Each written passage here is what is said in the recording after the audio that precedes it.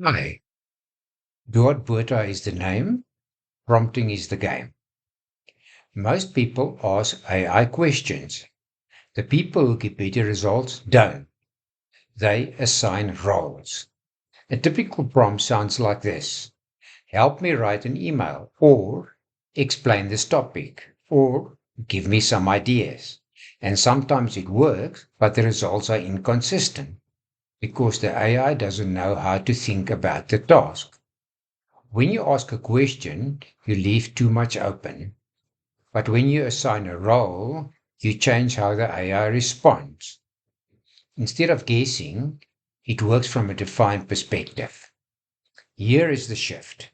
Instead of saying, help me write an email, you say, you are a professional communicator writing to a client. That one change does a few things immediately. It improves tone, it improves clarity, it improves structure, and it reduces generic responses because now the AI knows who it is, how to think, and how to respond.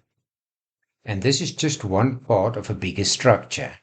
Once you add context, task, constraints, and format, you stop getting random answers and start getting usable output.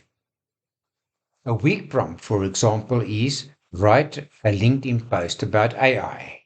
A structured start is you are an educator writing for professionals age 40 plus. Already the direction changes. This is where prompting starts to become reliable. Not when you ask better questions, but when you give better direction.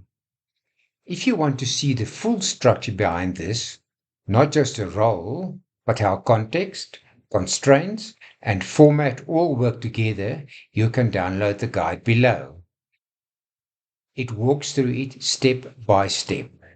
And if this way of thinking is useful to you, consider subscribing. I'll be building on this in the next videos.